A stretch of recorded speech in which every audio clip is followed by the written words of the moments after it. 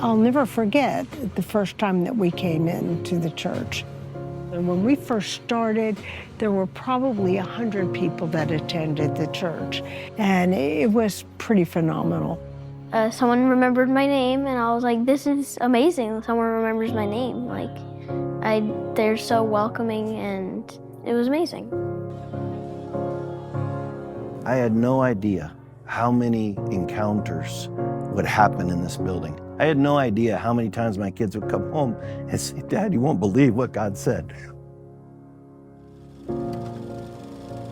We came here, we had been married just a year, and we were pregnant with our first child, and we were looking for a children's ministry. We came on the campus, they had 3 services, so there was police, there was a lot of traffic. We weren't sure where to go, but there were so many wonderful people. They brought us in, and the service, powerful, praise and worship. It was just beautiful.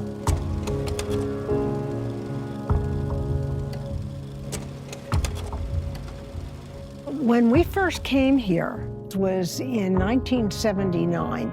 We weren't members at the time, but we were in the metal building with battle gray ship floors, okay? My husband was hired by a building company to do the construction on Hogan Hall.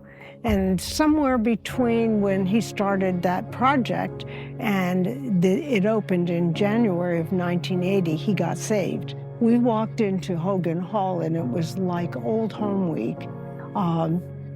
Everybody was so inviting. This is the very first place I started coming in faith, so loved it here.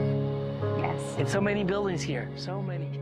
I came in, I believe, at the end of '85, just as Pastor Carl had taken a senior pastor position, probably 6 months from there. Of course, Hogan Hall was where we started, and when this sanctuary was built, it just got more of the community involved in this church. I believe the old saying, you build it, they will come.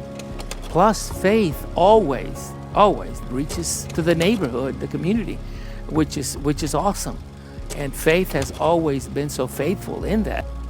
We have what we have in the new campus. It's because, of course, the faithful givers, but because of the faithfulness of the staff, the whole church, of reaching out to folks beyond these walls.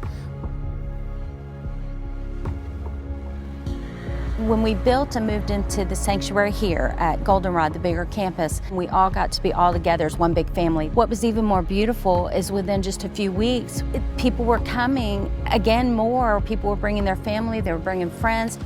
We had food pantries and clothing banks, and we're helping people.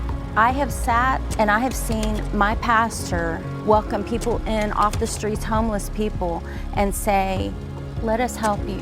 Brought them in, given them food, found shelter for them, homes, and I mean, this has been family.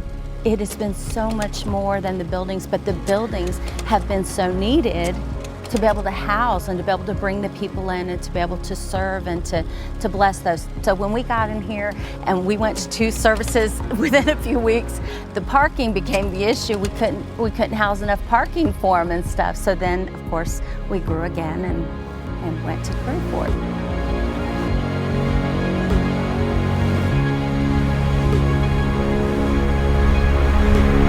This is the official groundbreaking ceremony, all right? And so, on the count of 3, 2, 3. You know, often I walk around this whole building and it amazes me that it's here and all the ministry that God's doing in this place.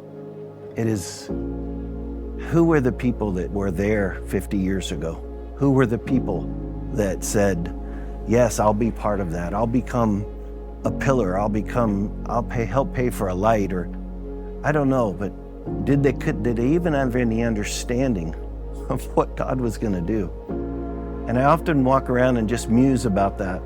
But we got to be part of it a little bit. We came when this building opened and became members, and the call came to build the mainstream building. I remember when God spoke to us so specifically that we were to be part of that. We wanted to help build a pillar if we could. It was the largest offering my wife and I had ever given, ever. And honestly, we were a little scared about it. You know, we wrote that check out and we thought, are we crazy? And I look back now, and we did it, and we felt good about it. We knew it was God. When your wife and you get the same figure at the same time, you just know it has to be God.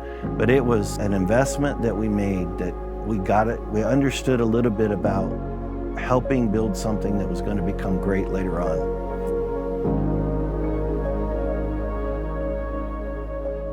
We came here to Faith like 5 years ago.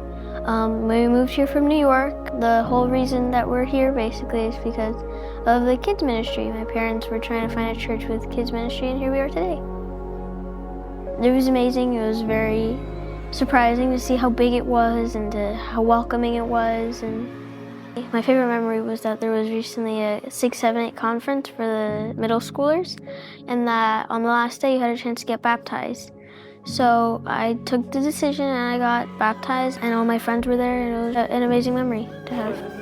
Something that God has done in my life was that I know that I've been created with a purpose and a reason, and that God has put me here today for my future purpose or my calling. That's awesome. Something that I would say to the people that started 50 years ago is thank you so much. Because it's crazy to think that before I was even born, that they said yes and took the leap of faith into building what Faith Assembly is, and that they had the idea and decided to do this amazing idea. Looking back that far and then to where we've come now, thinking of all the lives that have been impacted and all the lives that have yet to be impacted, I can just say, Faith Assembly, thank you for being obedient. Thank you for being willing. Sometimes the outside world looks and maybe thinks that things don't make sense to them, they don't understand, but we know from heaven's eye view, they're like going, hallelujah, and how much more until the trumpet blows, how many more people in every way, shape, and form, through acts of service, through giving, through just loving. And it doesn't have to be with a microphone or any other thing, just one person. Who's your neighbor? The person right in front of you is your neighbor. Just love the people they put in your path, you know, and I no, could I have envisioned it? No, but I'm thrilled and excited at where we are and what has yet to come. So